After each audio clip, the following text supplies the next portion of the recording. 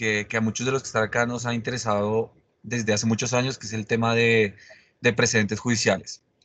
Eh, Así, los invitados son tres expertos en el tema, pues los profesores Álvaro Núñez, la profesora María Beatriz Arregada, que yo los conocí ya hace un par de años en Chile y la verdad que fue una experiencia tremenda, todo lo que aprendí, todo lo que me han iluminado en un tema que me interesa.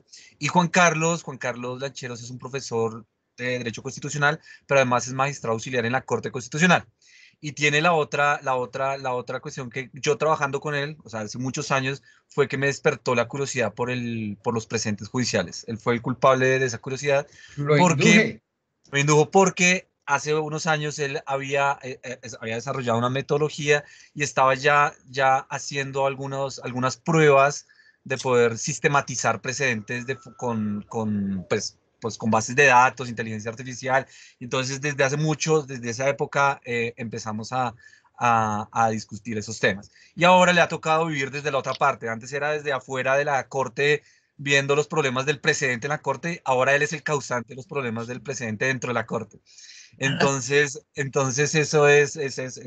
esto es lo que los invitados para hoy, además, pues los profesores demás profesores, estudiantes de maestría, estudiantes de pregrado y muchos invitados que veo que han estado llegando.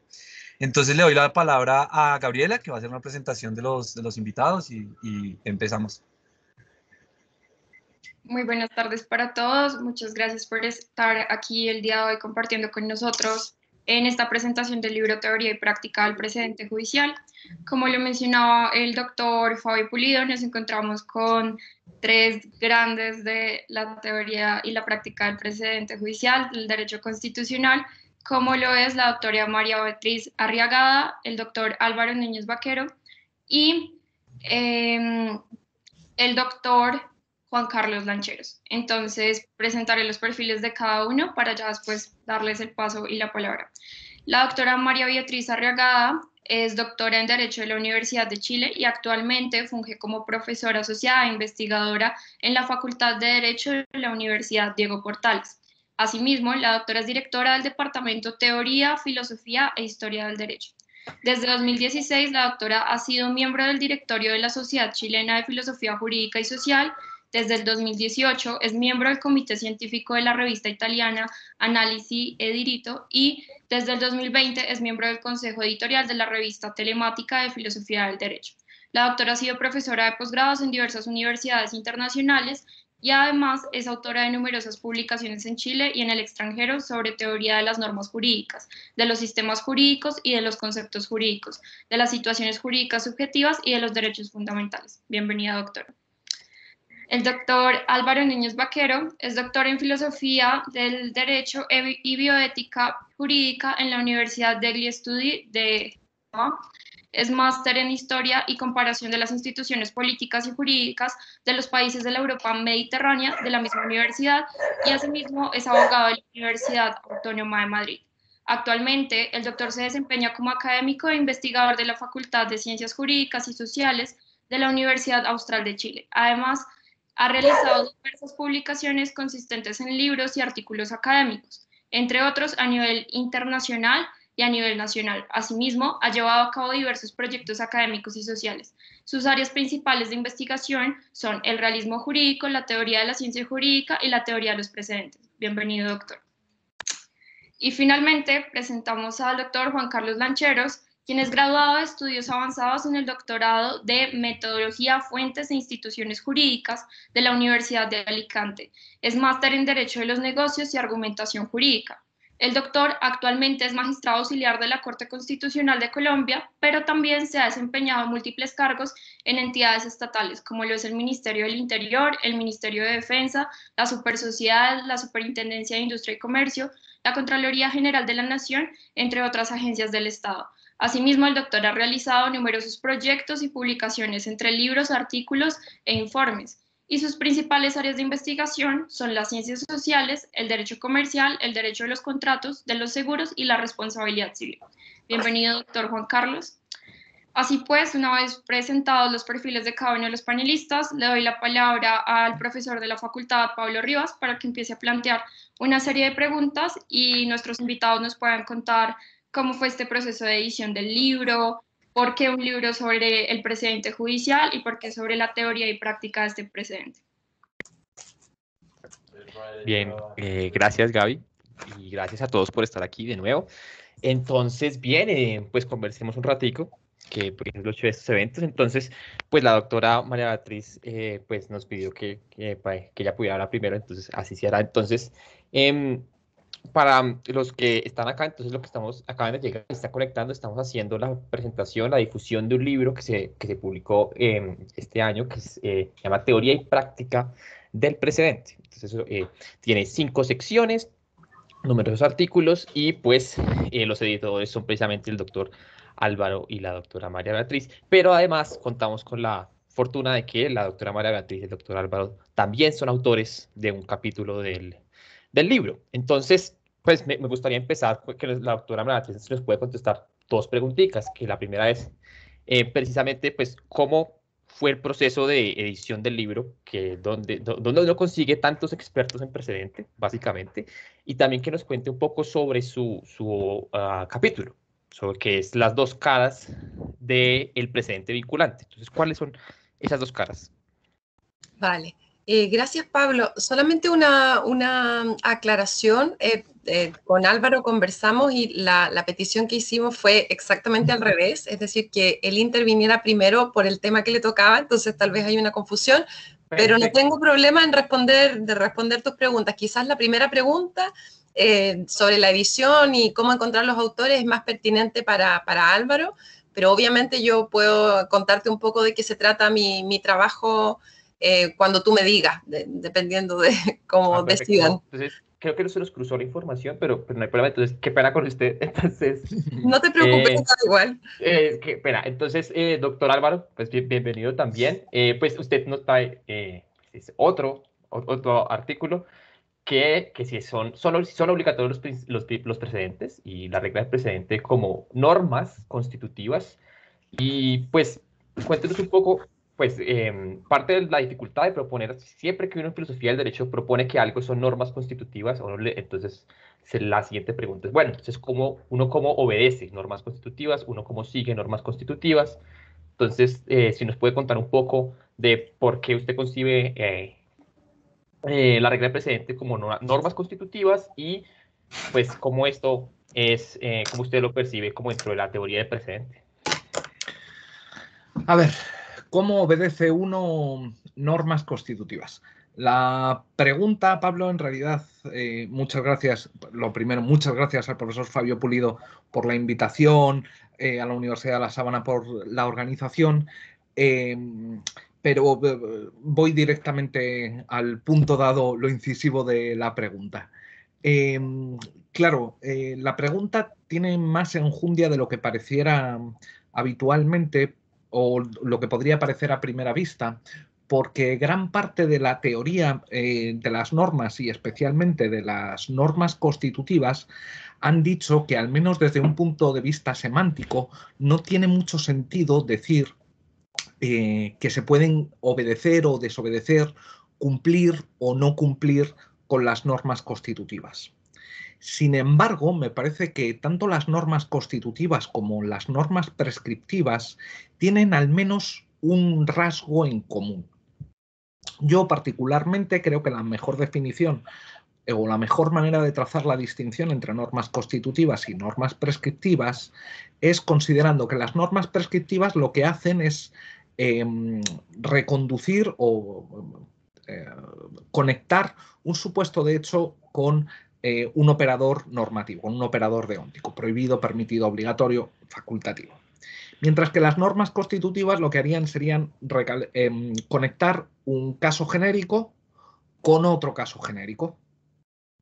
En este sentido, me parece que ambos tipos de normas tienen la característica en común, que es que dan cuenta o contienen un tipo de comportamiento, un caso genérico.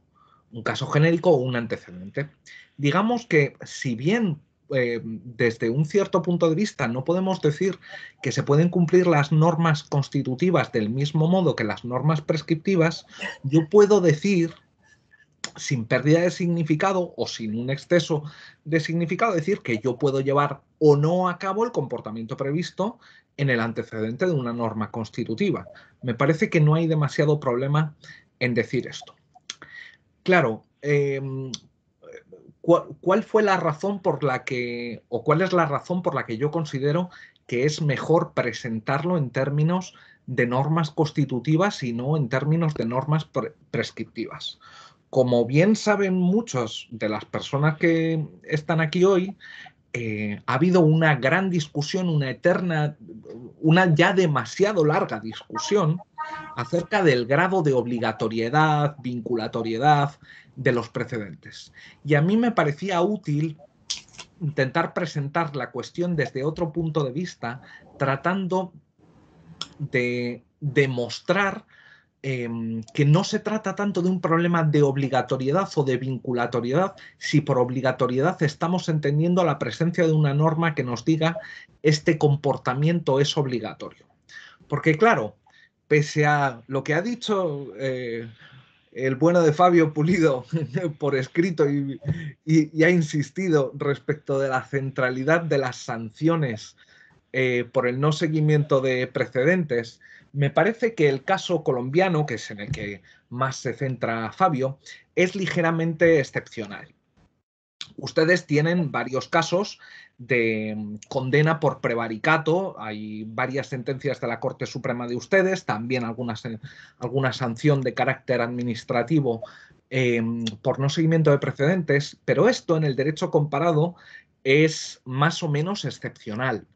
Además, alguien podría decir que en el caso de ustedes, la propia Corte Constitucional lo ha configurado no como, o cuando se ha condenado a jueces por no seguir el precedente, no ha sido exactamente por no seguir el precedente, sino por violar directamente la Constitución, que hacía una remisión bajo una determinada interpretación a los precedentes.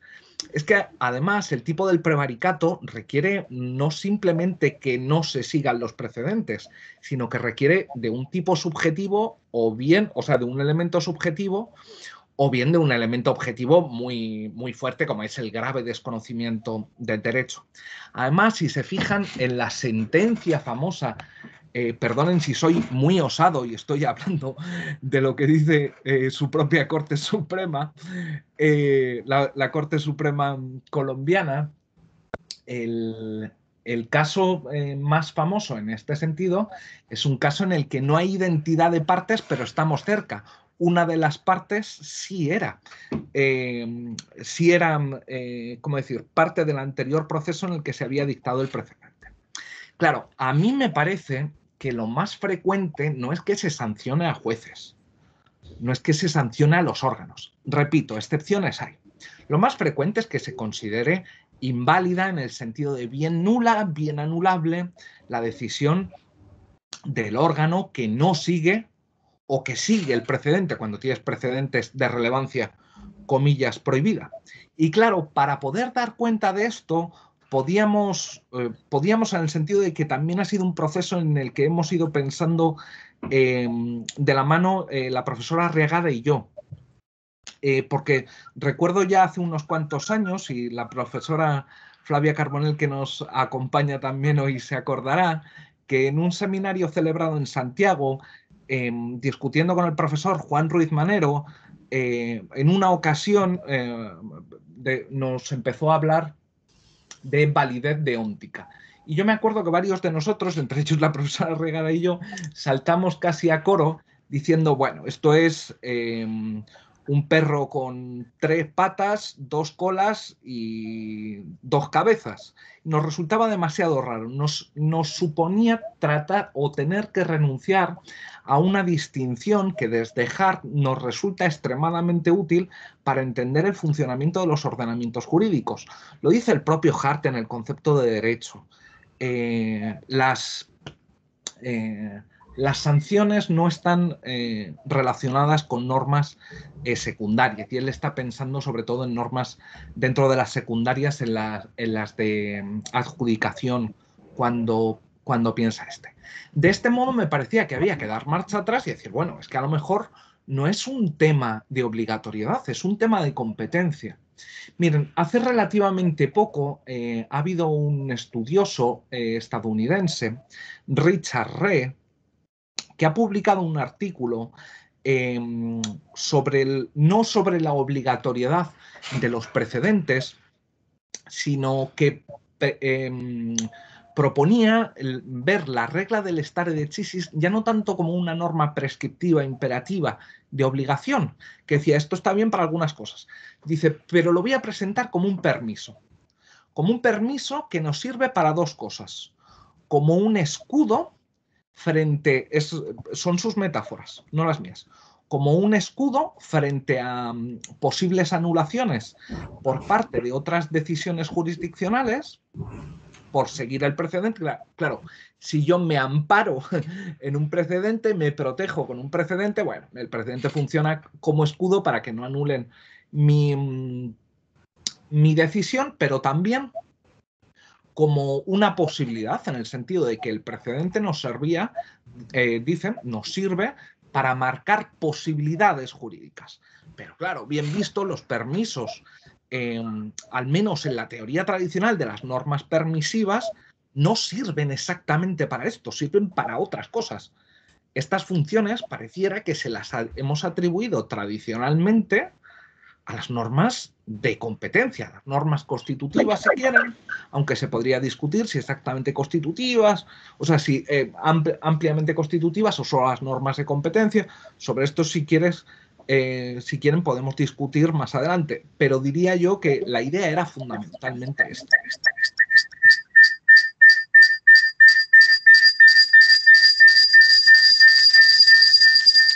No sé si estoy...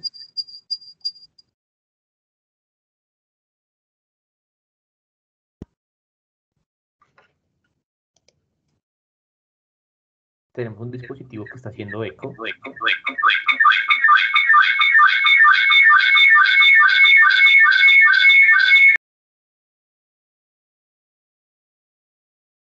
¿Aló? ¿Ya? Sí. ¿Puede que fuera la profesora Regada? Es que hay dos profesoras arraigadas, o sea, me refiero, hay dos dispositivos. Se nos ha multiplicado por dos la profesora Regada. Sí, pero creo que creo que este punto estaba migrando de dispositivo.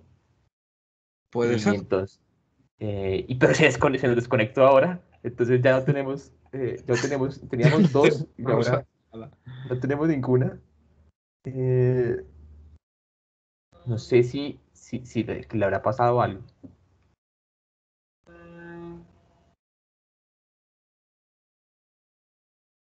Bueno, yo los escucho, ¿ustedes no me ven? No. Ay, hola. No, yo tampoco la veo. ¿Pero me escuchan? Sí. Está presente, Vale. pero no en vídeo, sí. No sé qué pasó, me llegó un mensaje que dice tu micrófono fue silenciado y luego no sé, ahora qué ocurrió. ¿Pero puedes poner el vídeo, María Beatriz? Sí, lo tengo puesto, según tengo la... Entiendo Ya, que está... Ya. Es que te habías duplicado, María Beatriz. Entonces, ¿quién sabe? Vale, no sé, se cruzaron las líneas, perdón, no, yo no he hecho nada. No. Estos son... Tranqui. Listo. Entonces, qué pena, doctor. Ya. ¿Cómo que puedes continuar? No, si en realidad pensaba haber dado ya una respuesta más o menos cerrada. No sé si quiere quieres, Pablo, que cuente sobre la pregunta que le habías formulado a María Beatriz sobre los orígenes del libro. Sí, sería fantástico y además, pues cómo fue el proceso de conseguir a tanta gente que habla del precedente y por qué teoría y práctica del precedente, porque juntar dos cosas que normalmente, los teóricos del precedente se devanan los sesos y trabajan en la Universidad de La Sabana a veces, y también en la práctica del precedente. Entonces, como que este esfuerzo de juntar las dos cosas, pues, de dónde surgió, cómo se originó. A ver, comienzo por la recopilación de de personas, por decirlo en algún sentido.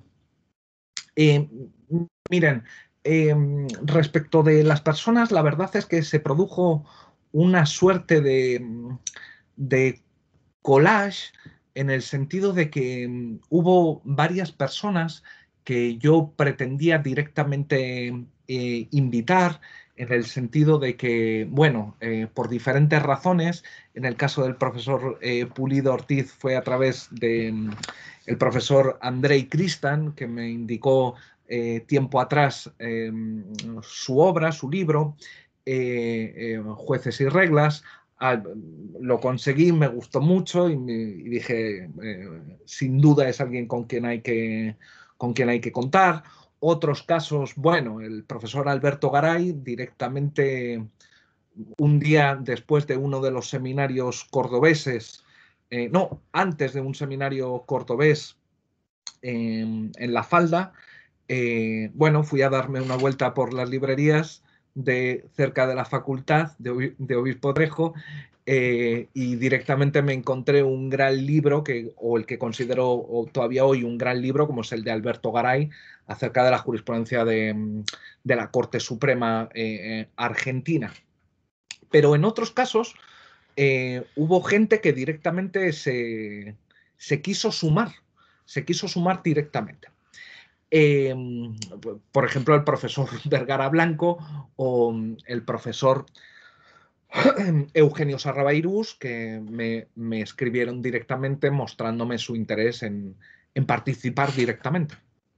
Y claro, desde este punto de vista me parecía que cuantos más mejor, pero cuantos más mejor no únicamente en el sentido de teóricos del derecho, y voy a la segunda parte de la pregunta, porque yo siempre, supongo que aquí me pueden las raíces, en este sentido las raíces académicas del doctorado, en el sentido de un poco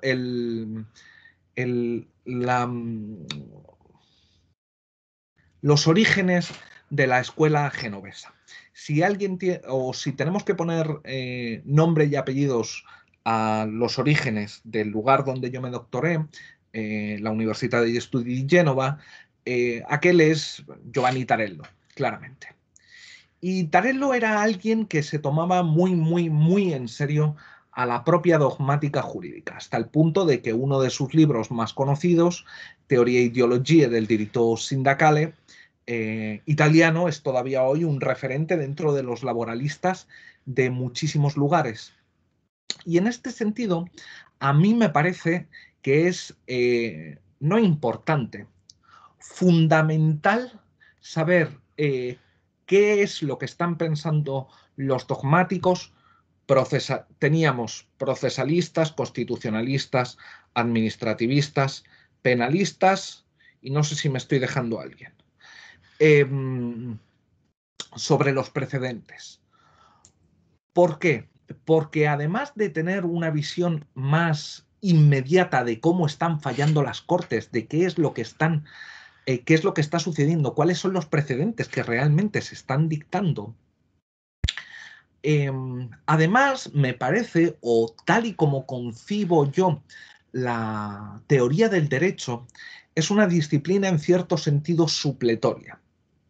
Yo siempre he pensado, probablemente la profesora Arriagada no esté de acuerdo en esto conmigo, y no solo la profesora Arriagada, que los teóricos del derecho le tenemos que servir sobre todo a los dogmáticos, antes que directamente a la práctica jurídica, a los dogmáticos, como en términos de Scarpelli o más bien de Jerzy Wróblewski, como una disciplina que ayuda a afinar las herramientas del resto de disciplinas dogmáticas, de los procesalistas, de los civilistas. En este sentido, claro, me parecía imprescindible tener no simplemente lecturas, sino la voz de investigadores que trabajan desde otras disciplinas.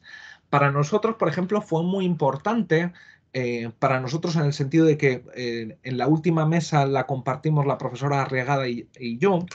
Recuerdo muy bien la pregunta de un profesor de Derecho Procesal chileno, Alejandro Romero Seguel, que frente a algunas tesis que estábamos manifestando, la profesora Arriagada y yo, que estábamos sosteniendo, el profesor Romero Seguel nos dijo, bueno, ¿y qué hay de los recursos?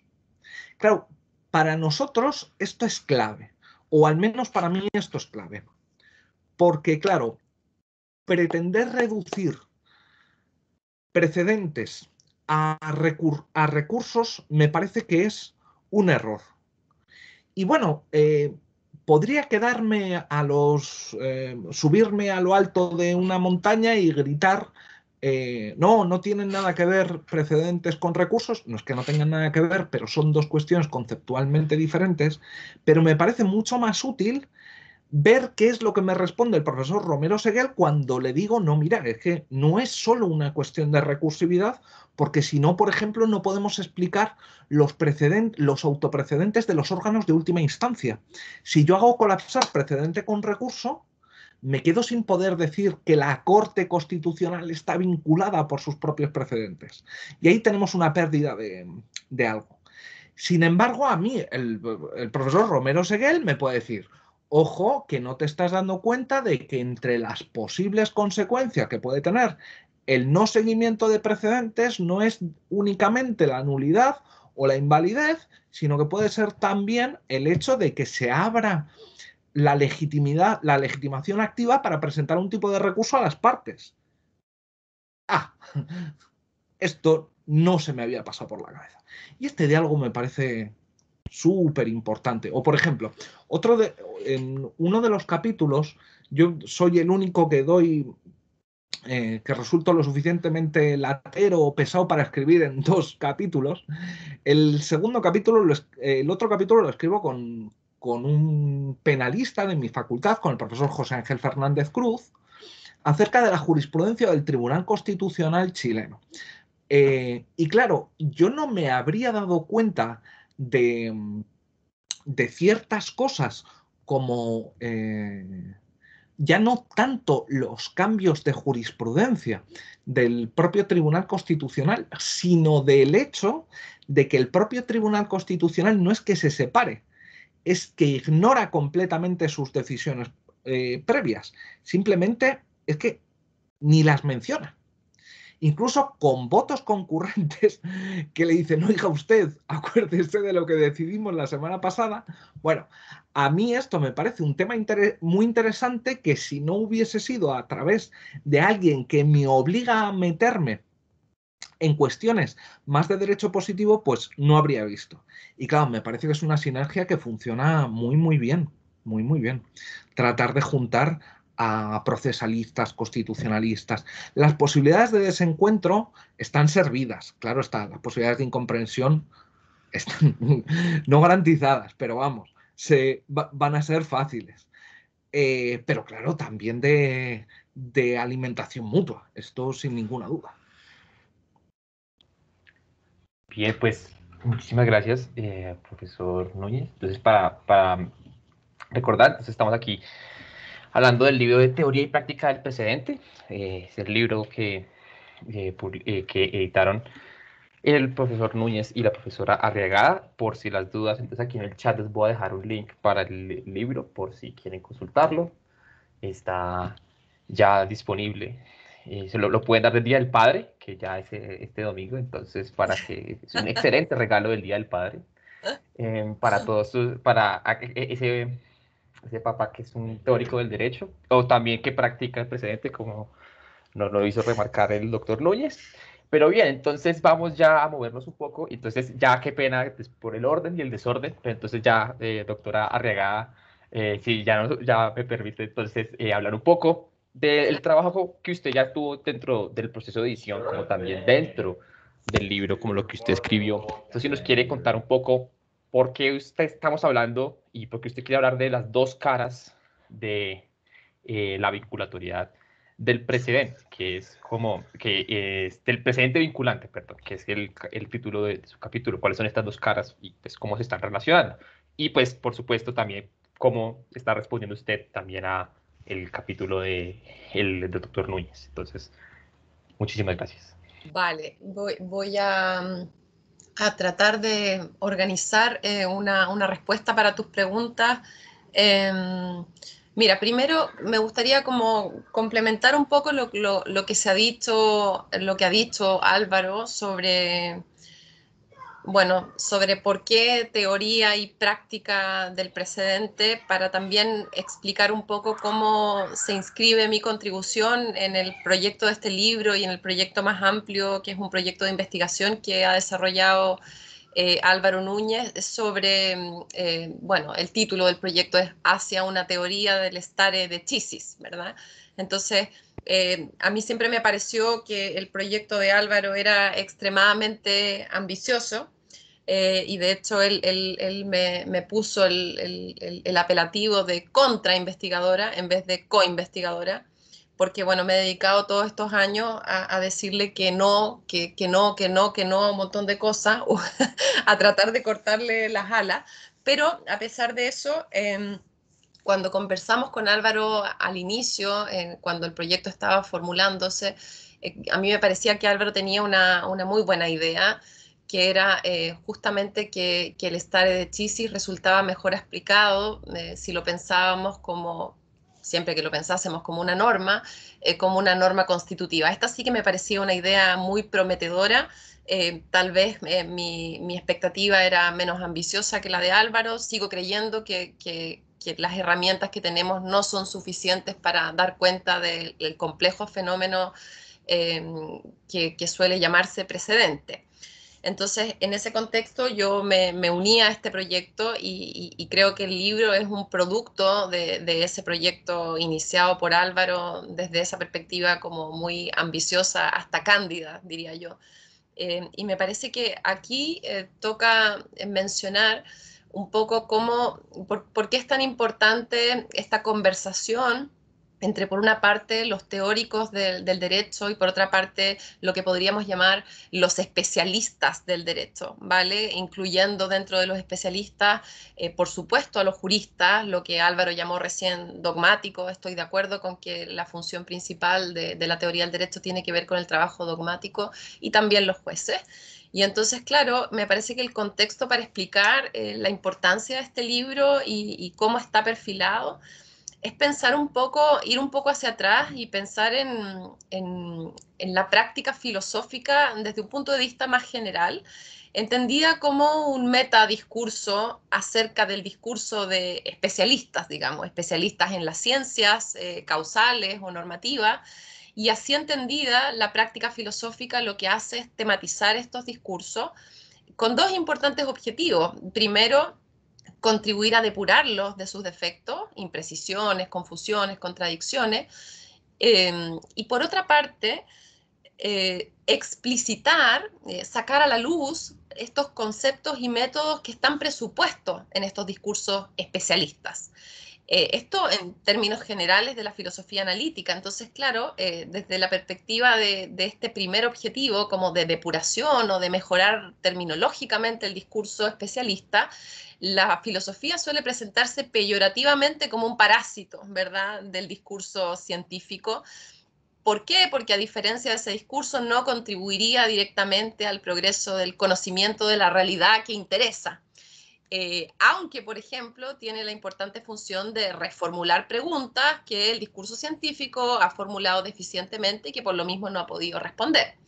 Y si lo miramos desde el segundo objetivo, la filosofía lo que hace es recordar a los científicos que lo que cuenta como realidad y cuyo estudio les interesa depende de los anteojos, y con esto me refiero a las categorías conceptuales con las cuales esta realidad es percibida y pensada, y por lo tanto conocida.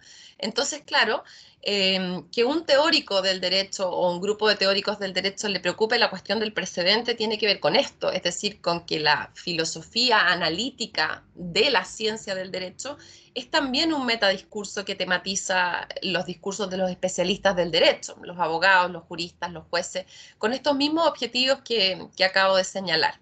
Entonces, mientras los especialistas parecen estar más preocupados de lo que los ordenamientos particulares disponen, los teóricos del derecho están más preocupados de la terminología empleada por los especialistas y sobre todo por sacar a la luz estos presupuestos conceptuales y metodológicos que determinan la forma en que los especialistas se aproximan delimitan y dan cuenta de su objeto de estudio, es decir, de lo que se supone que disponen los ordenamientos jurídicos particulares.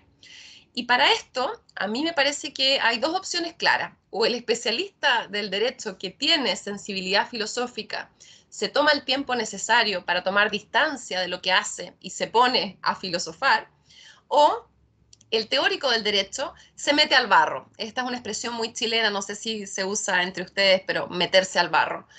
Y de tanto en tanto, porque tenemos estas dos opciones, pero de tanto en tanto los astros se alinean o aparece alguien como Álvaro Núñez, que no solamente está dispuesto a meterse al barro, sino que a generar condiciones para que filósofos jurídicos y especialistas del derecho se encuentren, conversen, discutan, se persuadan mutuamente, ¿no es cierto? Entonces el puente, me parece a mí, propiciado por Álvaro Núñez es clave, porque por supuesto que puede entusiasmar a la gente razonable, pero al mismo tiempo logró comprometer, por una parte, a personas que estamos más inclinados, por decirlo así, a quedarnos en el cielo de los conceptos, y por otra parte, a algunos especialistas más reticentes a la práctica filosófica y al análisis conceptual en que ella consiste. Entonces, la clave reside en que antes de que se encuentren estas personas que hoy día figuran como autores del libro, este encuentro de dos mundos, todos antes conversábamos con Álvaro Núñez, digamos. Si no hubiéramos conversado con Álvaro Núñez, probablemente no nos hubiéramos encontrado. Entonces, me parece que el libro que se está presentando hoy día es una muestra de que esto se puede hacer y de los frutos que se pueden obtener cuando se hace el esfuerzo. Y este resultado fue posible, por supuesto, luego de recorrer un camino bien largo de trabajo predominantemente individual, que no estuvo exento de obstáculos. El proyecto de investigación al que hacía referencia al inicio, hacia una teoría del stare decisis, que por varios años ha dirigido Álvaro Núñez y del cual yo he formado parte, tuvo varias etapas, ¿verdad? Primero, la formulación de un proyecto que a mí siempre me pareció muy ambicioso, porque en segundo lugar había que hacerse cargo de la interminable literatura sobre precedentes que por una parte está elaborada en el contexto del civil law, pero también en el common law, y por otra parte incluía esta literatura contribuciones de diversas disciplinas, ¿verdad? O sea, del derecho procesal, constitucional, administrativo, penal, etcétera. Y luego suponía elaborar ciertos resultados o conclusiones parciales, debatirlas entre nosotros hasta el cansancio, y luego someterlas a discusiones más amplias y tratar de publicarlas en contextos a veces bastante adversos. Hecho todo lo anterior, y con el apoyo de un grupo de estudiantes de la Universidad Austral de Chile, Álvaro Núñez convocó a los que hoy figuran como autores a un seminario en la Facultad de Derecho de la Universidad Austral de Chile, sede Puerto Montt, en octubre del 2019. En esa oportunidad, además, nos acompañaron amigas teóricas del derecho como Flavia Carbonell, que está presente acá, también Daniela Catino, y en ese contexto, el frío del sur de Chile por esos días era bastante insoportable, pero fue habilosamente aplacado con abundantes comestibles y bebestibles, y con ayuda de esas muy importantes provisiones sobrevivimos al frío y acortamos las distancias terminológicas, conceptuales y epistémicas. Y esto fue algo, creo, muy, muy particular, muy especial, porque el trabajo académico es principalmente solitario, y la parte menos solitaria y más cálida del trabajo académico es justamente cuando se producen estos encuentros y tienen particular interés cuando logramos entablar puentes entre personas que pertenecen a distintas disciplinas, que tienen intereses diferentes, perspectivas diferentes. Entonces diría yo que está entender, digamos, cómo se pueden relacionar de manera virtuosa, ¿verdad? La práctica filosófica jurídica con la práctica más asociada a los especialistas. Creo que es importante poner eso como marco de este libro. Y con respecto a lo que fue mi contribución particular, que creo que se limita bastante a mi artículo, digamos, yo, como dije al principio, fui siempre una co-investigadora o una contra-investigadora que permanentemente se opuso a muchas de las ideas o intenté, digamos, contribuir refinando algunas ideas. y con Álvaro hasta el día de hoy tenemos diferencias. De partida te escuchaba Álvaro hablando de las normas constitutivas y ya quería intervenir para refutar el concepto que él estaba dando, que me pareció un concepto incompleto. Entonces podríamos también discutir por ahí si hay tiempo. Pero mi contribución justamente tiene que ver con lo que dije al principio. A mí siempre me parecía que en la labor como de explicitación que tiene la teoría del derecho, de sacar a la luz lo que está oculto en los discursos de los especialistas, era particularmente importante comenzar por el principio o por aquello que supuestamente tenemos más claro. Entonces, mi foco fue el precedente vinculante. El precedente vinculante, como normalmente se entiende, y entonces a mí me parecía que dar cuenta de ese fenómeno en términos estructurales era urgente. Y en términos estructurales con esto me refiero a identificar cuáles son las normas de las que depende su existencia y su funcionamiento, y particularmente cuáles son las posiciones jurídicas en las que se encuentran los sujetos involucrados en esta institución. Los tribunales, ¿verdad?, que originan los precedentes, aquellos que están vinculados por el precedente y los individuos, ¿no es cierto?, bajo la competencia de los tribunales, que también están, comillas, vinculados. Y allí me pareció a mí que el clásico modelo explicativo hoffeldiano, que ciertamente presupone la distinción entre reglas regulativas y constitutivas, era una herramienta clave para poder dar cuenta de estas relaciones estructurales, ¿verdad? O esta estructura de los precedentes vinculantes. Y por lo tanto, para terminar y no alargarme más, las dos caras del precedente consisten en lo siguiente. Cuando se habla de vinculación del precedente o vinculación al precedente, por mucho tiempo se ha entendido que los precedentes son obligatorios, ¿vale? A mí me parece que esto es un reduccionismo, no es que sea imposible que los precedentes sean obligatorios, pero me parece que eso no da cuenta de la institución que estamos tratando de reconstruir. Y creo que parte de la confusión o ambigüedad que puede haber en este uso se soluciona cuando uno advierte que vinculación significa sujeción. Sujeción en el sentido hoffeldiano, es decir, quien está sujeto al poder de otro o a la competencia de otro, quiere decir que sus posiciones jurídicas o su situación jurídica es susceptible de ser modificada si ese otro ejerce su competencia. Y esto permite, ¿no es cierto?, identificar una norma de vinculación al precedente que si hay una parte, hay un tribunal, en este caso, que está sujeto a las normas de otro tribunal, que podemos llamar precedente, bueno, el tribunal que origina los precedentes es competente, en este sentido es competente, y el otro está sujeto, es una relación de competencia y sujeción. Por eso es que el precedente tiene dos caras, y por eso es que negar la competencia de los tribunales para dictar precedentes a propósito de que no hay ninguna norma que explícitamente les confiera esa competencia, me parece que es un despropósito, digamos así. Si hay tribunales sujetos a los precedentes de otros tribunales, bueno, entonces los tribunales que ejercen su competencia sujetando a los otros, bueno, tienen que ser competentes. Me parece que esto es simplemente la idea hoffeldiana de que competencia y sujeción son conceptos que están mutuamente o recíprocamente implicados, ¿verdad? Entonces, esto es un poco el desarrollo de mi trabajo y entonces separar esta norma que vincula al precedente de las consecuencias que pueden, de la norma que establece en cambio las consecuencias que pueden seguirse de no seguir el precedente.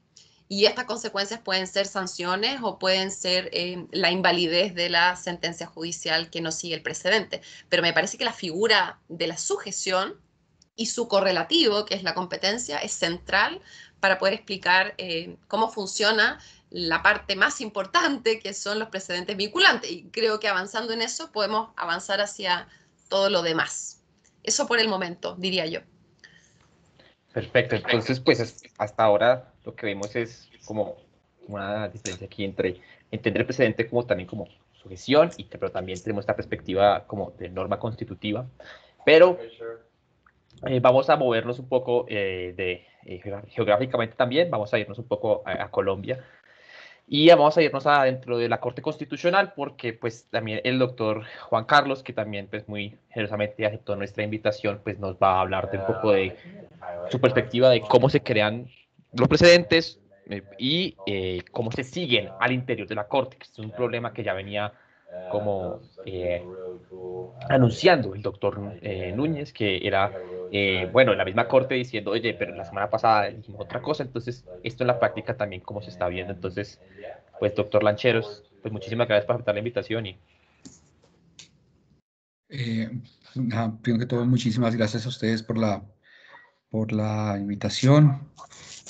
Pues después de escuchar a Álvaro y a Beatriz, pues no sé qué realmente pueda yo aportar al debate, aparte de un poco la forma como se hacen las sentencias en la Corte. Nosotros tenemos dos tipos de control, un control abstracto y llamémoslo así un control concreto. El control abstracto es cuando se demandan disposiciones de rango legal y las de control concreto son aquellas en donde la Corte revisa fallos, sentencias de jueces de instancias inferiores, sentencias de tutela. Hago la distinción porque la manera como se redactan las sentencias al interior de la Corte es diferente.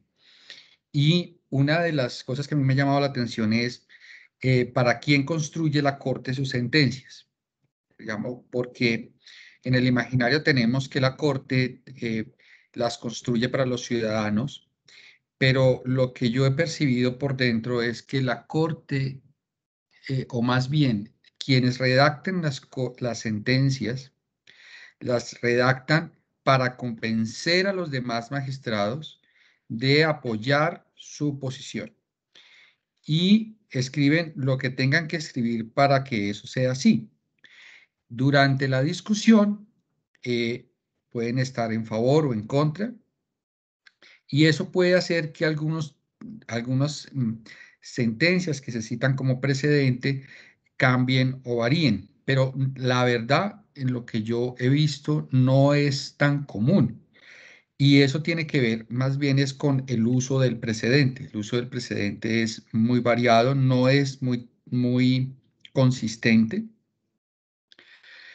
Cuando se cita una sentencia, en muchas ocasiones no sabemos si está citando la obiter o la ratio, o en materia de ratio, si está citando la regla jurisprudencial, saber cómo la está interpretando. Si la está interpretando de una forma minimalista o la está interpretando maximizándola. Hay una sentencia que acá pues es muy famosa en cierto sector, que es la sentencia 123 de 2018, que es una sentencia de unificación en materia de consulta previa. Y pareciera ser que lo más importante de esa sentencia no es la ratio decidendi, sino lo que con Fabio alguna vez definimos como como esas reglas ampliadas, que es como la interpretación que tiene la Corte de las reglas en sentido concreto que ha ido expidiendo, pero necesita que esas reglas se expandan, entonces las amplía quitándole lo valioso de la regla, una de las partes valiosas de la regla que son los hechos relevantes, los hechos concretos. Y entonces es como si fuese una disposición, es que no sé cómo llamarla, una subregla a medio camino entre una disposición y una norma, porque le falta, no es netamente propiamente vinculante, pero está ahí como a medio camino, como que le falta un sentido de concreción, pero en esa indefinición es tal vez lo que la Corte utiliza para traerla al caso concreto y derivar de allí cualquier consecuencia que quiera sustentar. Lo planteo así porque creo que pues, a la larga es interesante. O sea, los distintos usos que hace el precedente, no hay reglas de corrección, o sea, no hay unas reglas donde dice, mire, cuando usted va a citar una jurisprudencia, cuando usted va a citar una sentencia, cítela de esta manera, cítela en este contexto, cítela para tal fin, sino que simplemente se utilizan con fines retóricos para dar una mayor sustentación a una determinada posición. Ese hecho, el que la Corte tenga como usuario final, no a los usuarios, o sea, a los ciudadanos, sino a los propios magistrados de la Corte, que a su vez, pues, a todo su equipo, a mí me llama mucho la atención, porque de alguna manera lo que se busca es, o más bien, el uso del precedente es un uso retórico para, yo le llamo justificar una determinada posición. Si no estuviéramos en confianza, les diría para justificar el honorario, más que para resolver el caso concreto. Y pues ahí estamos. Y mientras tanto, vamos generando por fuera de la Corte unas discusiones teóricas que en muchas ocasiones no tienen que ver con lo que realmente ha ocurrido al interior del tribunal. Yo lo quisiera dejar así por ahora. Si alguna de las cosas que dije pudo haber suscitado alguna inquietud para que sea una cosa que pudiéramos conversar. Bien, excelente, doctor. Entonces, pues ya viendo como esta primera ronda, pues ya vamos a abrir para pues también el que quiera participar, interpelar, hacer preguntas, y también si nuestros tres panelistas pues quieren comentar algo acerca de los que dijo cualquiera de los otros, pues también pues bienvenidos. Pero entonces pues aquí el poder detrás del poder, Fabio Pulido está pidiendo la palabra. Entonces Fabio. Pablo, No, él no es el poder detrás del poder, él es el poder en sí mismo. Él es el poder en sí mismo, él está ahí. Él es de donde viene toda su gestión Hoffeldiana, no, ahí está ahí. no, era Es simplemente la que, regla de reconocimiento encarnada. Sí, ahí no, está. era que yo solo quería decir que había una cosa que hablamos con Juan Carlos que se me hizo muy interesante, y es que o sea, que me gustaría que les explicara, sobre todo para Álvaro y para Flavio y para María Beatriz, que no están muy acostumbrados a las sentencias colombianas. Y es que en Colombia desde hace un tiempo se ha venido desarrollando ya un poco más de técnica acerca de cómo identificar ratio decidendi, cómo diferenciar la ratio decidendi y la cosa juzgada. Uno en las facultades pues trata de enseñar esa técnica. Y los abogados por fuera de la corte, o los que tienen que llevar las sentencias de la corte a juzgados inferiores, ya juegan mucho con eso, pero muy interesante que es un juego para fuera de la corte, pero no es un juego para el interior de la corte. O sea, esa es como la idea que se me hizo muy interesante. Y lo otro que se me hacía muy interesante que hablamos con Juan Carlos es que de las sentencias de la corte tienen una estructura, a ver si la podría resumir de esta manera. Vienen unos hechos, unos antecedentes, luego viene una parte larguísima, larguísima, tremendamente conceptual, y viene al final una especie de síntesis de la sentencia y el resuelve. Hablábamos algunas con Carlos que toda esa parte larga, cualquier persona podría omitir leerla y va a entender la sentencia igual, igual. Es decir, toda esa parte no va a afectar para nada el sentido de la sentencia, no va a afectar para nada la decisión de la sentencia y no va a afectar para nada la ratio decidendi. Sin embargo, lo que también supimos es que las grandes discusiones que hay dentro de la corte son de esa parte que no sirve para nada. O sea, las grandes discusiones son de esas cuestiones filosóficas que sobrarían en cualquier sentencia que la está leyendo y que uno no sabe al final de cuentas cuáles son esas discusiones. Entonces eso era más lo que quería mencionar, que se me hizo que Juan Carlos de pronto no quiso decirlo por alguna razón, pero se me hizo muy interesante esa idea. Y lo otro que se me hace clave, que es una estrategia que yo no sé si eso es típicamente colombiano, o no sé ustedes cómo lo ven, y es que actualmente la Corte, sobre todo en los casos calientes, en los casos pesados o en los casos que tiene dudas, solamente deja el problema jurídico y él resuelve, y eso es lo que publica. Y con el tiempo, a los 2 o 3 meses, aparece la ratio decidendi. Es decir, saca la decisión al público yo me imagino que para medir reacciones, y con el tiempo aparece la ratio decidendi. O sea, aparece la justificación completa y ahora conocemos cuál es la ratio decidendi de esa sentencia. Es algo así como yo les digo qué es lo que es la decisión, pero no les digo cuál es ni la ratio decidendi, ni mucho menos la obiter dicta, y espérenme un tiempito que yo les voy a decir la ratio decidendi. Y a los meses lo hace. Entonces esas dos eran los dos nomás que quería comentar a lo que dijo Juan Carlos. Sí, en relación con ese punto que tú mencionas, el último tiene que ver con los comunicados de prensa. En Colombia se adopta la decisión y se comunica. Y se comunica pues, a través de distintos medios de comunicación, de redes sociales, etcétera, etcétera, y facilita pero no en todas las decisiones, fundamentalmente en las decisiones de constitucionalidad, lo cual es interesante además. Dejando por fuera unas sentencias muy importantes que son el 66% de las decisiones que adopta la Corte. En relación con estas, tal vez la única observación es que en la gran mayoría de los casos, Fabio, la ratio decidendi está contenida en el comunicado de prensa, porque es cuando ellos se sientan y decir, bueno, a ver, ¿cuál es la razón fundamental por la cual voy a declarar exequible o inexequible esta norma? Es esta. Y eso es lo que ese es el acuerdo fundamental, lo que ellos leen con todo el detalle que queda plasmado en el comunicado. Y a veces hay discusiones sobre el alcance del comunicado. Luego, ya toda la discusión que se pudo haber dado en sala se recoge en la ponencia y a veces se demora 1 día, 2 días, 3 semanas, 3 meses, hasta que finalmente se van recogiendo todas las firmas y va pasando por el filtro de cada uno de los magistrados.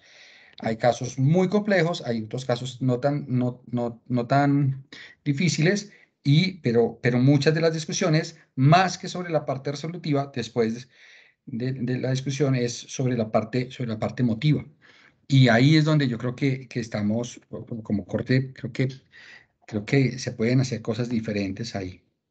Pero tiene que ver es con la carga argumentativa. Por eso insistía yo en que para quién escribimos nosotros, no necesariamente para los ciudadanos, sino para convencer a los otros magistrados. Y ese uso del precedente sí es un poco más complejo, porque tal vez Álvaro lo mencionaba ahora, tiene que ver con el autoprecedente por una parte y con el precedente horizontal mismo, en donde digamos que existe una mayor discrecionalidad para seguirlo o no. Ahí está la cosa. No sé si hay alguna observación por ahí. Bien, pues precisamente pues, le vamos a dar la palabra al doctor Álvaro que alzó la mano y pues luego estoy seguro que de pronto la doctora María Beatriz querrá hacer algún comentario también al respecto. Y luego ya le doy la palabra, que está tronando bastante, perdón, a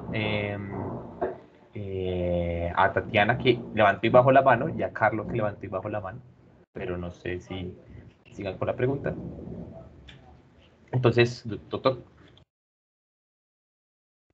Ya, perdón que tenía el micrófono desactivado.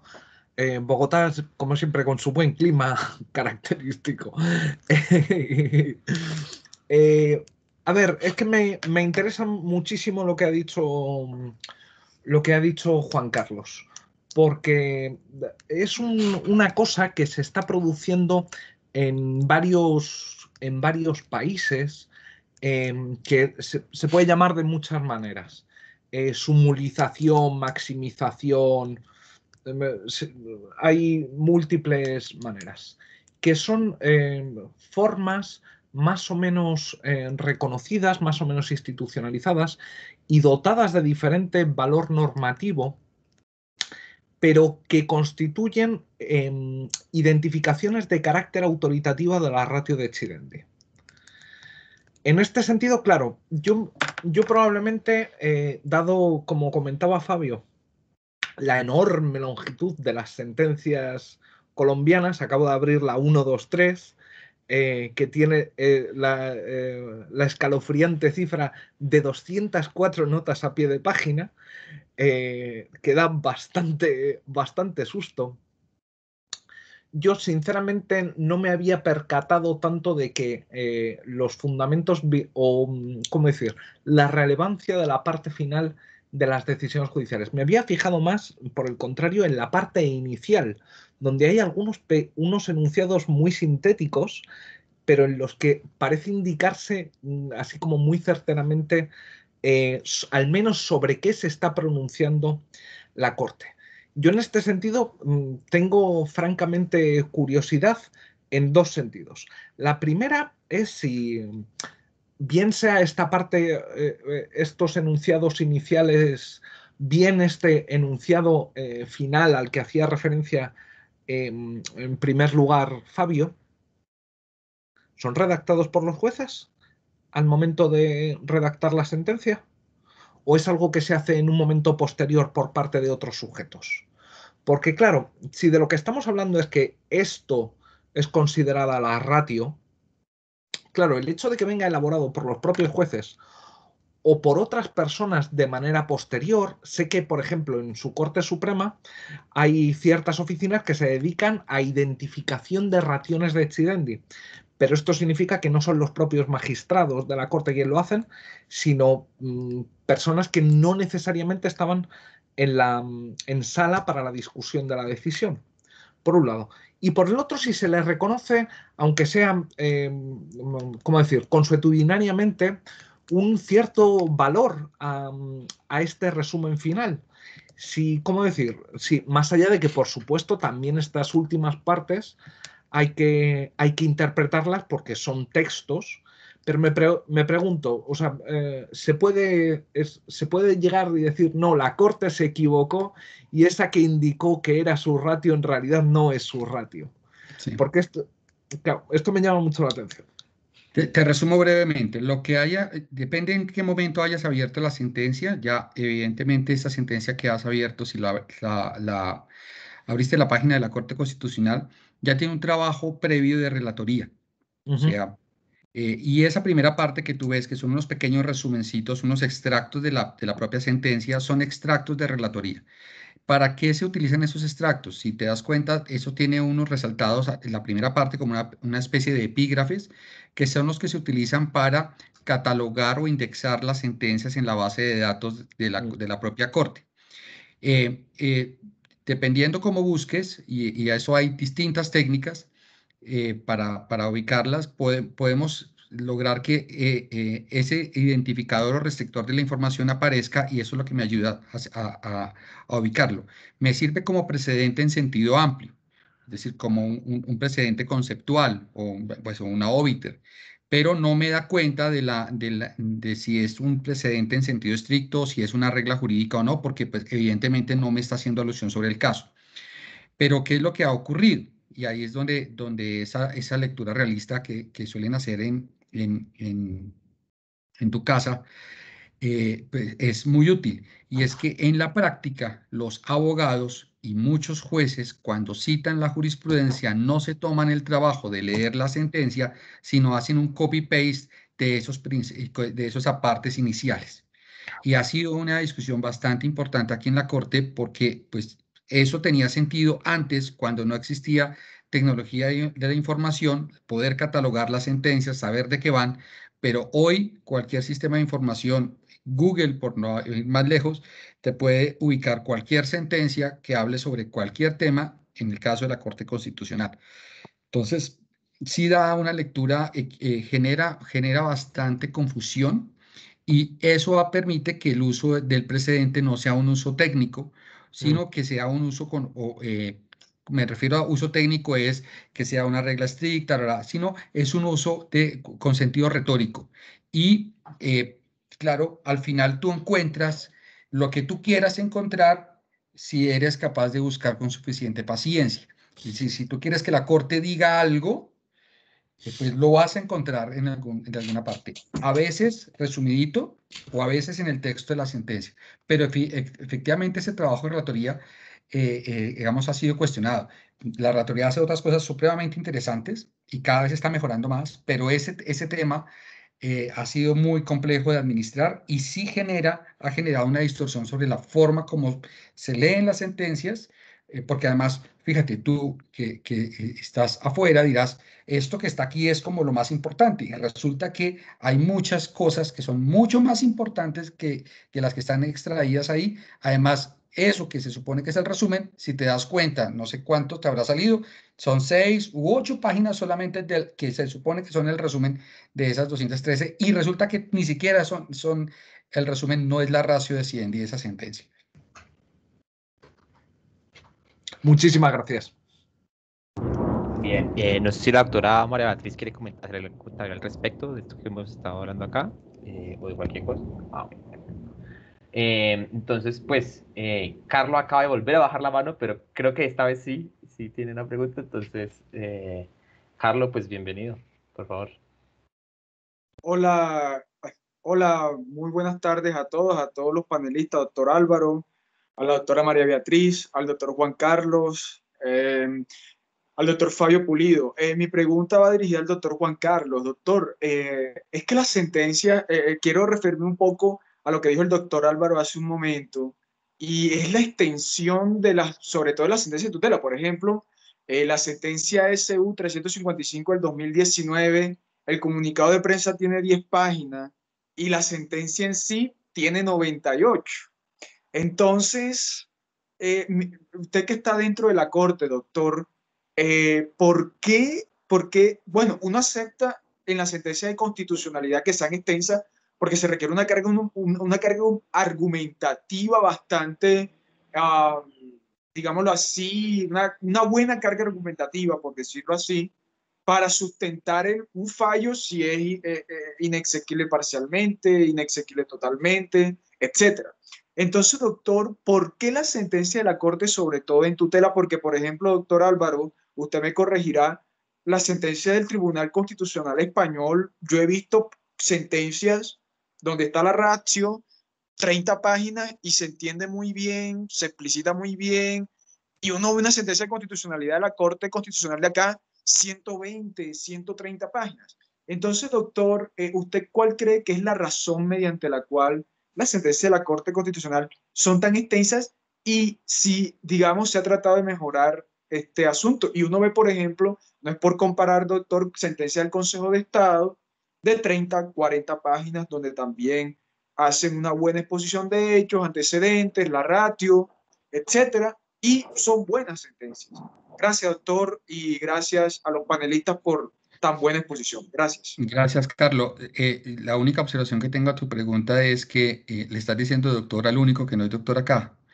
Entonces, yo, Carlos, con todo gusto y ya por ahí nos entendemos. Yo coloquialmente digo que las sentencias de la Corte son tan largas es porque hay que justificar los honorarios, pero evidentemente eso es una simplificación, que yo creo que tiene algo de razón, pero estoy simplificando demasiado. Hay tipos de sentencias. Entonces, las sentencias de control automático, que son las leyes estatutarias, pueden ser sentencias muy largas porque ahí no hay cargos en sentido estricto y hay que hacer una revisión compleja del trámite legislativo y si estamos hablando de un tratado de 80 artículos, pues hay que mirar artículo por artículo a ver qué hay. Entonces, esas sentencias suelen ser sentencias complejas, no las más amenas para analizar y pues como hay 80 problemas jurídicos, si partimos de la base que cada artículo genera uno, pues hay 80 ratios de decidendi y pues por ahí nos podemos alargar, aparte del tema de los problemas formales. Eso puede explicarlo. Nosotros alguna vez hicimos una investigación hasta 2010 y la sentencia más corta fue de 3 páginas y la más larga era como de unas 600 páginas. Pero creo que ya con estas sentencias recientes hemos sobrepasado y seguramente hay 600, 800 páginas, eso puede ser una sentencia larga, eso no se lo lee absolutamente nadie y entonces esas sentencias tienen unos resúmenes que eso sí se los lee mucha gente y que se incorporan al texto de las sentencias. Se van haciendo cada vez más complejas porque la discusión se ha convertido cada vez en más formalista. Entonces, acá hay unos requisitos de admisión de la demanda. Entonces, porque hay quienes cuestionan, por ejemplo, que la demanda no debía haber sido admitida y entonces ahí van tres páginas de entrada. y luego analizando la pertinencia del cargo, etcétera, etcétera. Entonces, y no hemos entrado a analizar el fondo, y ya van 10 o 15 páginas. Y pues evidentemente eso aleja al ciudadano del texto. Por eso, tal vez, Carlos, algunos despachos son más conscientes que otros, o a veces siendo conscientes asumen la circunstancia, porque vuelve y juega, el usuario final no es el ciudadano, sino el magistrado de la otra corte. Y a veces, en la discusión, se requiere, no, mire, necesito que me convenzan, ¿por qué no analiza este punto? Este punto no está bien desarrollado. Usted está citando, ¿por qué no analiza este otro precedente? ¿Por qué tal? Y entonces se va alargando, se va alargando. Y tal vez una de las cosas interesantes, y yo no se lo había mencionado a Fabio, que se me olvidó esta tarde que conversamos, y es que las sentencias no son una construcción individual de los jueces, las sentencias son una construcción colectiva. Y pues en el caso de la Corte colombiana, para las sentencias de constitucionalidad, en teoría son 9 magistrados, pero es que detrás de cada magistrado hay un equipo. Y entonces ahí ya, si vamos a solamente proponer a un magistrado, a un asesor, por cada magistrado, ya estamos hablando de 18 personas. Y poner de acuerdo a 18 personas, tal vez aquí es un acuerdo no sobre mínimos, sino un acuerdo sobre máximos. Es decir, intentar contentar a todo el mundo. Y eso se logra con sentencias que son cada vez más largas.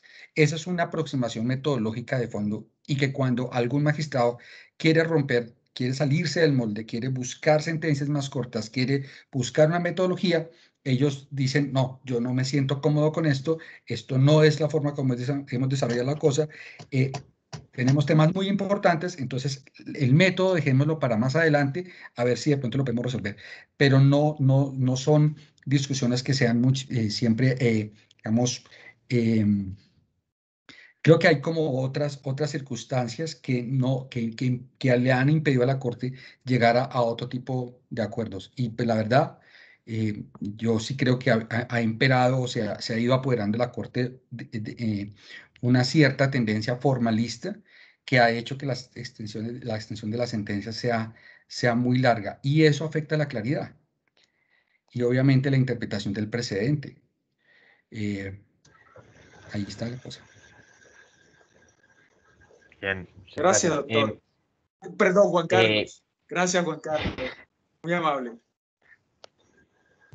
Voy a hacer una cosa que de pronto, para que Tatiana y Daniela no me maten, pero pues Fabio me pidió el pequeño favor, que si lo permitía hacer una pregunta, que si me puse una tutela para que por favor le diera derecho aquí a hacer una pregunta a Álvaro y a Beatriz. Entonces, Fabio. No, es que me da pronto esta vergüenza que se acabe mucho el tiempo y luego me va a quedar sin hacer esa pregunta y me daría... yo estoy trabajando ahora en un trabajo, en un artículo, y obviamente he vuelto por el trabajo de ustedes sobre el tema de la diferencia entre obligatoriedad y vinculatoria, o de obligación y vinculación. Bueno, yo en eso obviamente estoy casi que de acuerdo en todo, pero hay una cuestión que todavía me surge una duda, y creo que ahorita estoy dudando si lo dice Beatriz o lo dice Álvaro, pero creo que los dos están de acuerdo, y es que la vinculatoriedad no es una cuestión de grado, sino de todo o nada. Y es decir, que un precedente o la regla de precedente es vinculante o no es vinculante, pero que esto no es de grados. Esto en un punto lo entiendo, pero en otro punto no. ¿En qué punto lo entiendo? En el punto lo entiendo en el sentido de que yo no puedo decir que hay una regla, o sea, que una sentencia que desconoce la regla de precedente vinculante, pues está afectada de validez, de invalidez, de nulidad o alguna de estas variables. Pero a su vez no estoy de acuerdo porque dentro de ese margen puede haber un gran abanico de posibilidades. Lo digo es, por ejemplo, con la idea que venía desde el texto este famoso de Interpretando Precedentes, el libro que compila los trabajos de McCormick y todo esto. Y en el capítulo, no me acuerdo de quién es, sobre Binding Precedents, creo que, es que no me acuerdo quién es el autor ahí. Él justamente dice que una característica de la vinculatoriedad es que es una cuestión de grados y que usted puede ver desde una vinculatoria fuerte hasta una débil. Entonces, al final la pregunta es, ¿ustedes están de acuerdo todavía con ustedes o sí es una cuestión de grados? No sé, ¿quién primero? ¿Álvaro? Tú. Ya. Nada. Bueno, a mí las cosas de grado no me gustan nada. Hay que tener grados en las cosas realmente importantes. Esto me parece menos importante. Creo que, no, yo creo que, digamos, si queremos que la palabra vinculación tenga un significado, y creo que no tenemos que estirarlo más de la cuenta. Yo ya dije mi opinión. Yo pienso que vinculación, el significado plausible es sujeción. Y uno está sujeto o no está sujeto. Lo que puede cambiar son las consecuencias que se siguen de seguir o no seguir el precedente cuando uno está sujeto al precedente. Y estas pueden ser, en mi opinión, para que hablemos de precedente vinculante, tienen que ser o la sanción del juez o jueces que dictan la sentencia o la nulidad de la sentencia o ambas juntas. A mí me parece que todo otro tipo de consecuencias que puedan seguirse o que uno pueda examinar que ocurren en la práctica, habría que ponerle otro nombre. Me parece que no podemos seguir trabajando con un solo concepto para abarcar tantas cosas distintas. Esa es mi opinión. Probablemente Álvaro va a estar en desacuerdo, pero yo creo que perdemos mucha claridad, y esto pasa con cualquier concepto. O sea, lo mismo cuando hablamos de derechos humanos o cuando hablamos de lo que hablemos. O sea, si empezamos a decir que todo cabe dentro de un concepto, bueno, el concepto ya no tiene significado y por lo tanto no aporta la clarificación. A ver, yo estoy parcialmente de acuerdo, o de hecho, estoy de acuerdo con lo que dice María Beatriz. Yo en cuanto a propiedades lógicas, ¿cómo decir? No parece que los operadores deónticos puedan ser graduados. Al menos si nos atenemos a lógicas deónticas tradicionales. Pero claro, Fabio tiene un punto. Fabio tiene un punto porque no es lo mismo decir el precedente en Gran Bretaña o en Inglaterra, para ser más específico, que el precedente en Argentina, donde ha habido un autor, donde me parece que era Santiago Legarre, que llegó a hablar del stare decisis criollo para decir que aquí, llegado a ciertas circunstancias, se lo salta cualquiera. ¿Vale? El punto es que no lo podemos reconstruir como más o menos obligatorio, en mi opinión. Me parece que hay que reconstruirlo de otra manera. Yo en el trabajo, una de las cosas que digo es que esto se puede reconstruir diciendo que la validez, o mejor dicho, que la regla del precedente viene a condicionar la validez de las decisiones. Estamos presuponiendo, y María Beatriz está presuponiendo, que de manera necesaria. Es decir, que es condición necesaria para la validez de la decisión posterior que se siga el precedente. Bueno, pues esto es una de las opciones. Yo lo que planteo o sugiero ahí, pero estoy yo también trabajando en algo o en desarrollar esto, es que, bueno, puede que sea una condición necesaria, pero también podría ser que fuera una condición suficiente. Es decir, que el seguimiento de precedentes sea condición suficiente para la validez de decisiones. Lo que pasa es que si se abre la posibilidad de que el seguimiento de precedentes sea condición no necesaria, sino condición suficiente, o incluso condición contribuyente, entendida de cualquiera de las dos formas, se te abre una cosa bien particular, y es que, claro, puede que esté calificada la comisión de seguir el precedente, pero no la omisión de seguir el precedente. ¿Y esto qué es lo que te permite hacer?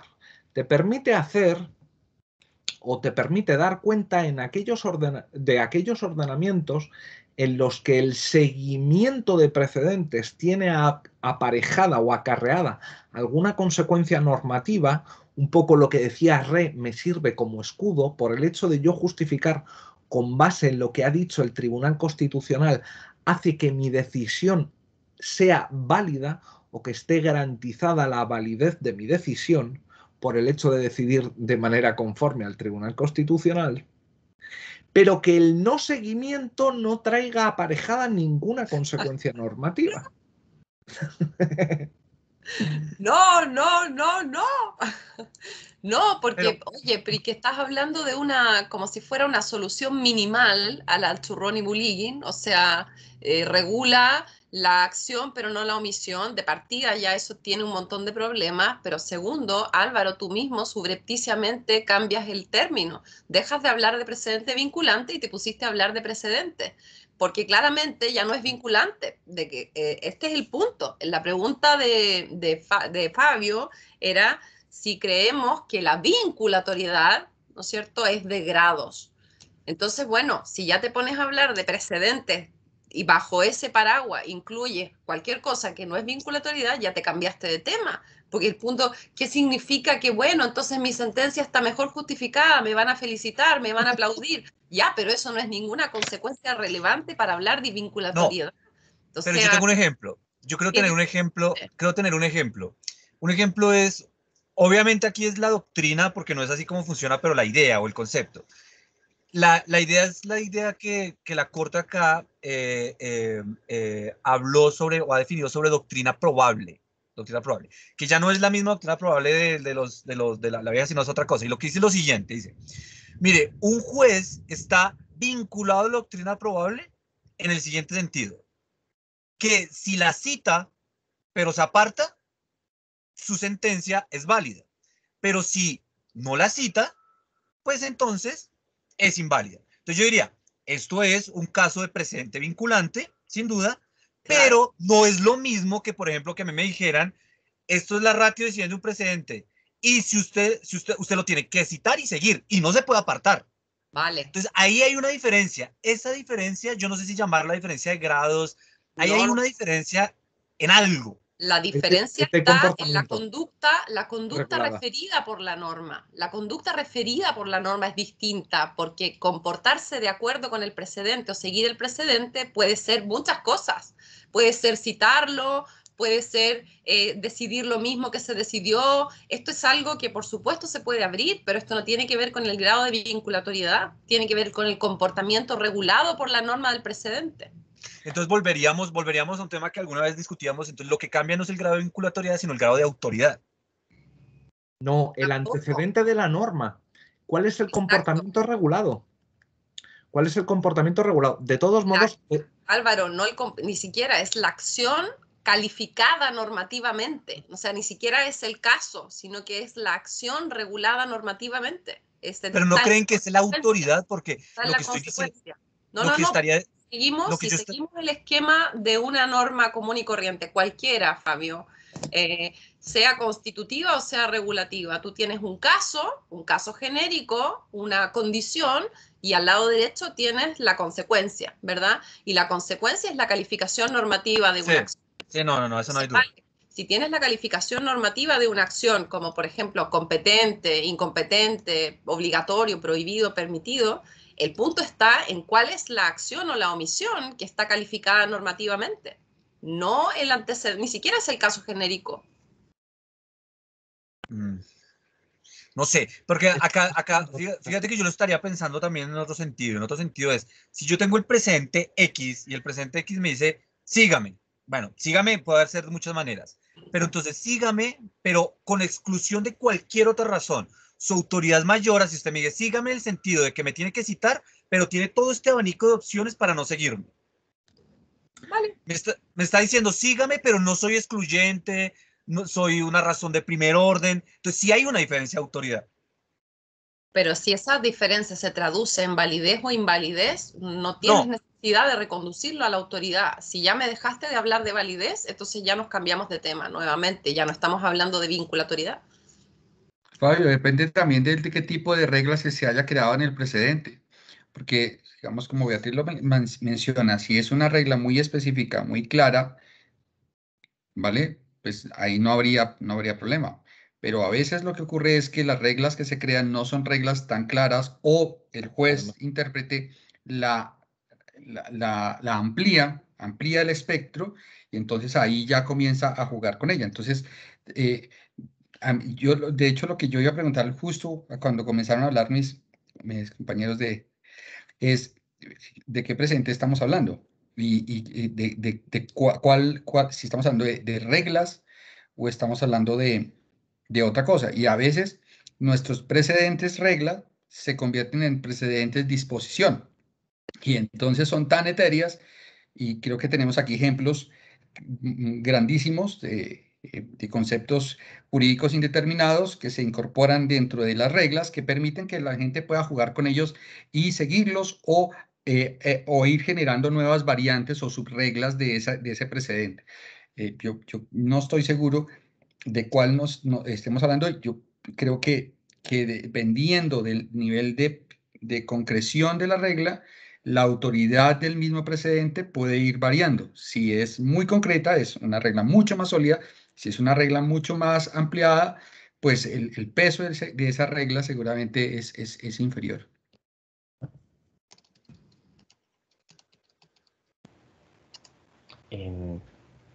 Pues la doctora María Beatriz tiene la mano levantada. No sé si para responder o... Sí, gracias. Por supuesto. Vale, entiendo el punto de Juan Carlos, pero me parece que esto es un problema distinto. Tiene que ver con la identificación de las normas de precedente. O sea, efectivamente, si hacemos la diferenciación entre disposiciones y normas, y en algunos casos ni siquiera habría que hacer esa diferenciación porque las normas están implícitas y no están en ningún texto, simplemente surgen a partir de la práctica, pero incluso tomando lo que tú dices, Juan Carlos, que hay disposiciones etéreas, como dijiste tú, diríamos ambiguas, vagas, etcétera. Bueno, todo esto tiene que ver con el problema de la identificación de las normas del sistema, en este caso el subsistema que estamos tratando de identificar. Pero una vez que identificas las normas, aquí viene el problema del cual estamos hablando, que es el problema de qué significa que una precedente sea vinculante. Pero esto es previo, es decir, cuando tú reconstruyes un sistema a partir de las razones subyacentes, por ejemplo, esto es un problema de identificación. No es un problema lógico de cuál es la consecuencia o cuál es el caso regulado, cuál es la acción normativamente calificada. Son problemas diferentes que acontecen, que son lógicamente separables. No estoy diciendo que empíricamente no se mezclen, pero si uno quiere reconstruir esto, tiene que separar esos problemas, en mi opinión.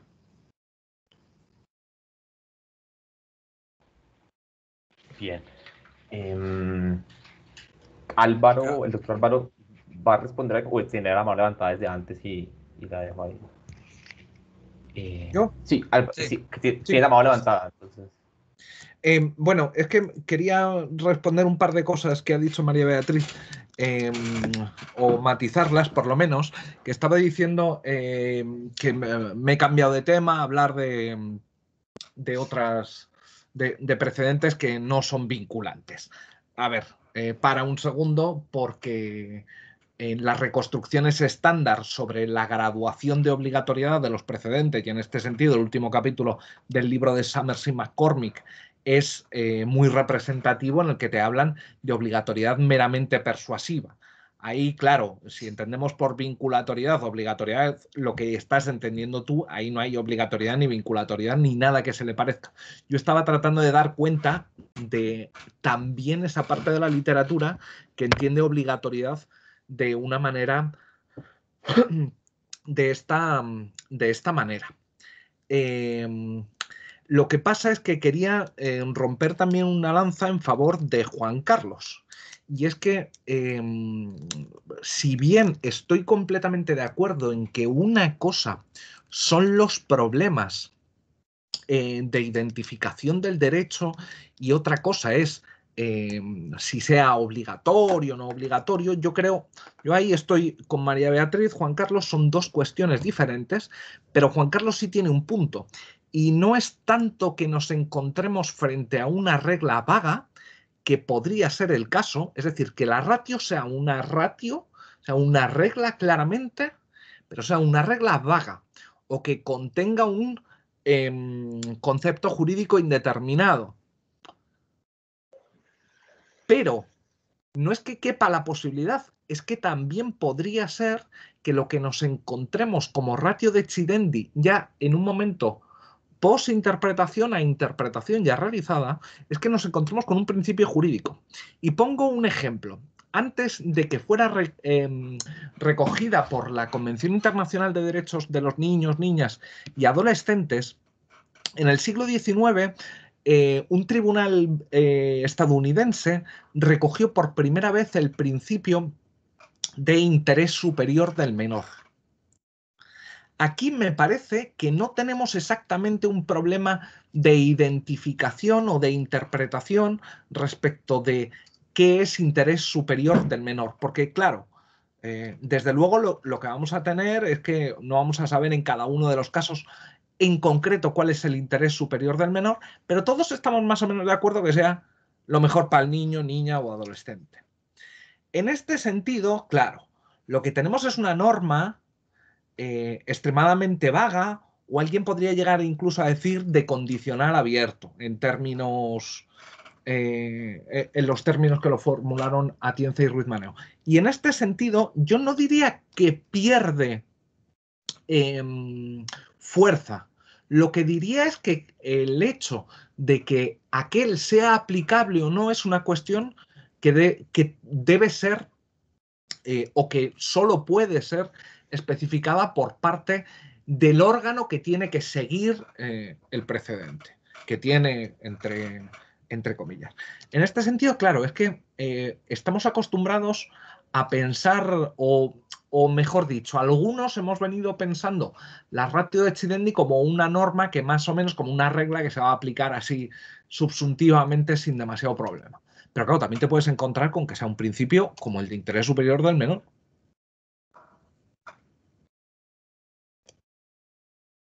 Bien.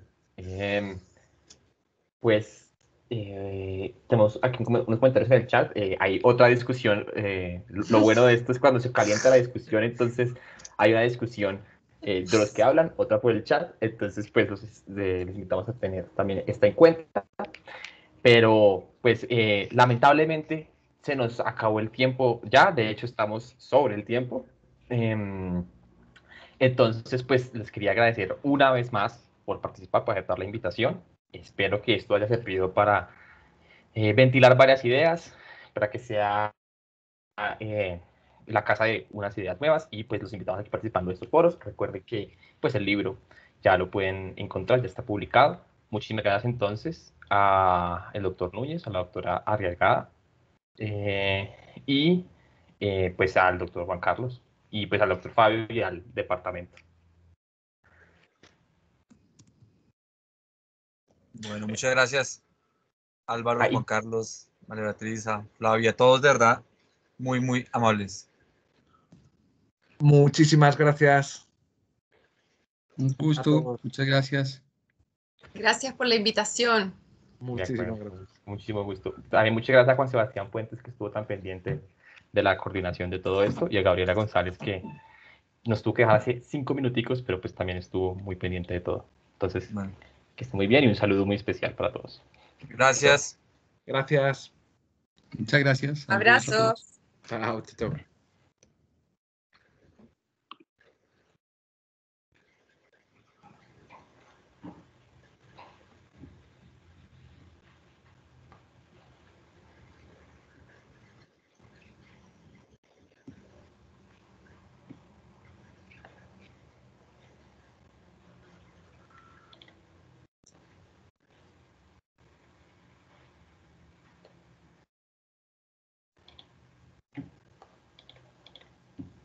Bien.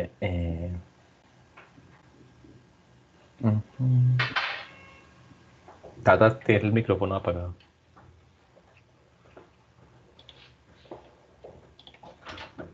Aquí.